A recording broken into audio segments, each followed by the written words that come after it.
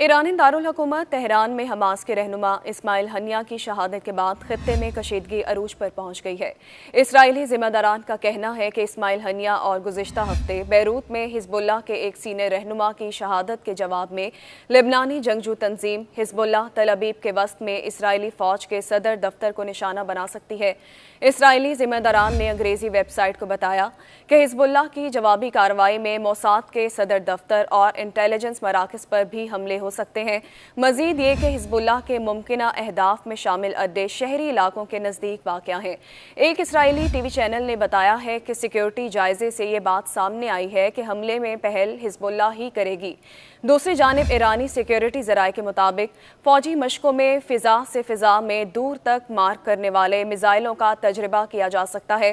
ایرانی فوج اور پاسداران انقلاب کی مشترکہ مشقیں ملک کے وسطی اور مغربی حصوں میں جاری ہیں۔ اس سے قبل ایرانی سرکاری خبر رساں ایجنسی ارنا نے بتایا تھا کہ ایرانی فضائیہ کے سربراہ علی رضا صباحی کی موجودگی میں مشرقی حصے میں فضائی دفاعی ٹھکانوں کو ریڈار، میزائل اور ڈرون طیاروں کے نظام سے لیس کر دیا گیا ہے۔ اس دوران ایران اپنی فوج کے سربراہ کی زبانی یہ موقف دہرا چکا ہے کہ حماس کے اسماعیل ہنیہ کے قاتل پر جوابی کارروائی ناگزیر ہے اور اسرائیل کی جانب سے مرتکب ہلاکتیں رائیگاں نہیں جائیں گی۔ ادھر متعدد امریکی ذمہ داران کی جانب سے یہ بات سامنے آ چکی ہے کہ ایران کی جوابی کارروائی محدود رہنے کی توقع ہے۔ واضح رہے کہ ایران حماس کے سابق سربراہ اسماعیل ہنیہ کی تہران میں ہلاکت کے ذمہ دار اسرائیل کو ٹھہراتا ہے، جبکہ اسرائیل نے بھی ابھی تک اس بات کی تصدیق یا تردید نہیں کی۔ عالمی فریق خطے میں بڑھتی جارحیت روکنے کے لیے کئی سطح پر کوشش کر رہے ہیں۔ دوسری جانب حماس کے سربراہ اسماعیل ہنیہ کی شہادت کے بعد ایران اور حزب اللہ کے انتقام کے اعلان کے بعد صہیونیوں کو جان کے لالے پڑ گئے ہیں۔ اسرائیل کو ایک بڑی جنگ کا خطرہ محسوس ہونے لگا۔ اس کے پیش نظر نیتن یاہو اینڈ کمپنی نے اسرائیل کا زیر زمین اسپتال دوبارہ فعال کر دیا ہے۔ غیر ملکی ذرائع ابلاغ کے مطابق اسرائیل کے زیر حفاظت میں عارضی طور پر ایک بہت بڑا زیر زمین ہسپتال قائم کیا گیا، جس کی دیواریں کنکریٹ کی بنی ہوئی ہیں۔ اس اسپتال میں سینکڑوں کی تعداد میں مریضوں کے بیڈز لگائے گئے ہیں۔ اس کے حوالے سے بتایا گیا ہے کہ یہ 18 سال پرانا ہسپتال ہے، جسے تب بھی جنگی مقاصد کے لیے استعمال کیا جاتا رہا۔ رپورٹ میں مزید وضاحت کے ساتھ بتایا گیا ہے کہ 2006 میں اسرائیل اور حزب اللہ کے درمیان ہونے والی جنگ کے دوران زخمیوں کے فوری علاج معالجے کے لیے بنکر کے طور پر یہ ہسپتال بنایا گیا تھا۔ اس ہسپتال کی تعمیر کے حوالے سے بتایا گیا ہے کہ ہسپتال جس جگہ بنایا گیا وہ پارکنگ پلازا کے طور پر استعمال ہوتی ہے، اس لیے صہیونی ماہرین نے اسے کیموفلاج کے طور پر ایسا آئیڈیا دیا کہ اوپر 3 منزلہ پارکنگ، نیچے اسپتال، تاکہ کسی کو گمان نہ ہو سکے کہ یہاں اسپتال موجود ہے۔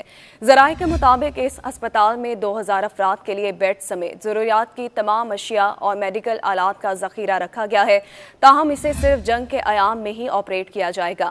عام دنوں میں یہاں کوئی مریض نہیں رکھے گئے۔ اسماعیل ہنیہ کی شہادت کے بعد ایران اور حزب اللہ سمیت دیگر اتحادیوں کے ممکنہ حملے کے بعد جنگ میں زخمی ہونے والوں اور دیگر ہسپتالوں میں زیر علاج افراد کو یہاں منتقل کیا جا سکتا ہے۔ دوسری جانب قطر، مصر اور امریکہ نے حماس اور اسرائیل کو غزہ میں جنگ بندی کے لیے مذاکرات کی دعوت دے دی ہے۔ تینوں ممالک نے جاری کیے گئے مشترکہ بیان میں کہا کہ فریقین غزہ میں جنگ بندی کے لیے 15 اگست سے مذاکرات کا آغاز کریں۔ مشترکہ بیان میں کہا گیا ہے کہ مذاکرات دوحہ یا قاہرہ میں ہو سکتے ہیں۔ مزید وقت ضائع کرنے اور نہ ہی کسی فریق کی طرف سے کوئی عذر پیش کرنے کی ضرورت ہے۔ تینوں ممالک نے مشترکہ بیان میں کہا کہ یرغمالیوں کی رہائی، جنگ بندی شروع کرنے اور معاہدے پر عمل درآمد کا وقت ہے۔ اسرائیلی وزیر اعظم نیتن یاہو نے کہا کہ اسرائیلی مذاکرات کار 15 اگست کو میٹنگ میں شرکت کریں گے۔ غیر ملکی خبر ایجنسی کے مطابق حماس کی جانب سے فوری طور پر کوئی تبصرہ نہیں کیا گیا۔